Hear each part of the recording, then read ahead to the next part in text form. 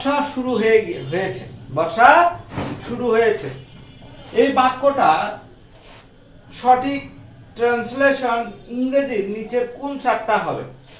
The rain has set in, the rains have set in, the rains have set on, the rains has set on। আচ্ছা, আগে আমরা প্রথমে এটার কোনটা সঠিক বা কোনটা অ্যাপ্রোপ্রিয়েট অ্যানসার হবে এটা আইডেন্টিফিকেশন করার আগে আমরা জানি সেট ইন অর্থ কি, আর সেট অন অর্থটাই কি। সেট ইন অর্থ হলো শুরু হওয়া, শুরু হওয়া। সেট ইন অর্থ হলো শুরু হওয়া। আর সেট অন এর অর্থ হলো স্থাপন করা বা প্রারম্ভিক বা শুরু করা, স্থাপন করা, স্থাপন করা। সেট অন আর সেট ইন।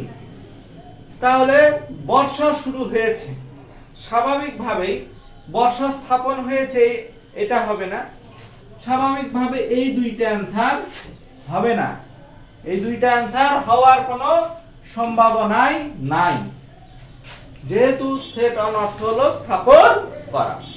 বাট এই প্রশ্নটা আমরা যতটা ইজি মনে করতেছি আসলে এতটা ইজি নয়। আমি আসি এখন এই দুইটা নিয়ে আলোচনা। আমরা জানি রেইন অর্থ হলো বৃষ্টি। রেইন অর্থ হলো কি? রেইন বৃষ্টি।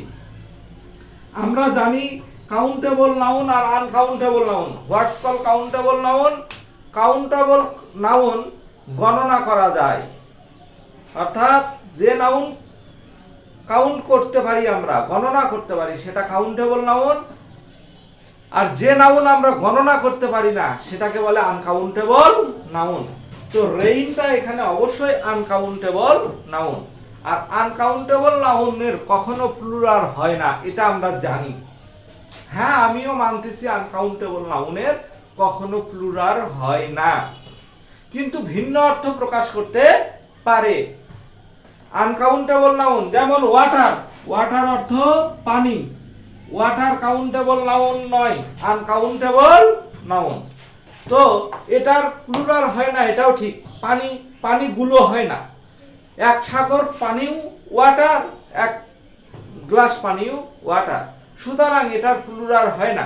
কিন্তু এটাকে যদি আমরা এটার সঙ্গে যদি আমরা এস যোগ করে দেই, প্লুরাল করতে যাই, তখন আসলে এই কাউন্টেবল নাউনের প্লুরাল হলো না, কিন্তু এটা একটা সম্পূর্ণ ডিফারেন্স ওয়ার্ড মিনিং এখানে নিয়ে এসেছে।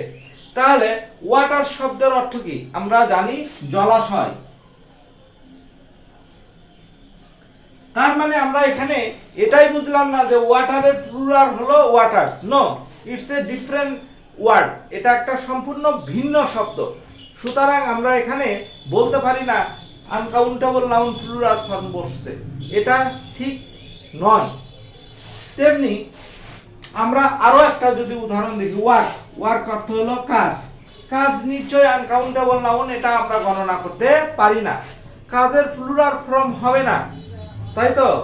ওয়ার্কস হবে না, কিন্তু ডিফারেন্স মানে ভিন্ন কোনো অর্থের জন্য ওয়ার্কস বসতে পারে। যেমন ওয়ার্কস, আমরা কি জানি ওয়ার্কস শব্দের অর্থ কি?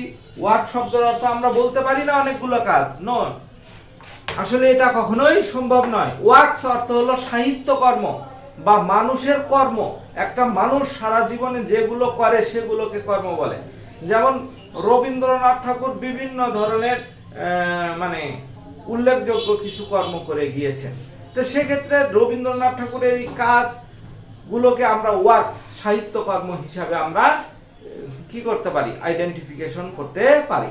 অর্থাৎ কোন সাহিত্যকর্ম বুঝালে ওয়ার্ক, এটা ওয়ার্কের কখনোই প্লুরাল নয়, অর্থাৎ আনকাউন্টেবল নাউনের প্লুরাল ফর্ম নয়, এটার সম্পূর্ণ বিপরীতধর্মী অর্থ প্রকাশ করেছে।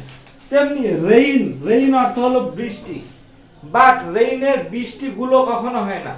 আমরা RAINS রেইনস মানে বৃষ্টিগুলো বলবো না। রেইনস অর্থ হলো বর্ষা। দা রেইনস মানে বর্ষা। দ্য রেইনস মানে বর্ষা। এখন দেখেন the rain has set in, বৃষ্টি শুরু হয়ে গেছে, তাহলে এখানে বলছে বর্ষা শুরু হয়ে গেছে, তাই এই উত্তরটাও হবে না।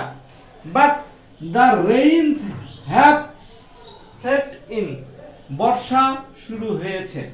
এই যে দ্য রেইনস, এটা হলো বর্ষা, দ্য রেইনস অর্থ হলো বর্ষা। সুতরাং এই যে 2 নাম্বার অপশনটি আমাদের কারেক্ট।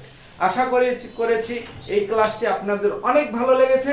যদি ন্যূনতম আমার ক্লাসগুলো ভালো লেগে থাকে অবশ্যই লাইক, শেয়ার এবং কমেন্ট করে আমার পাশে থাকবেন। ধন্যবাদ সবাইকে। Thank you so much.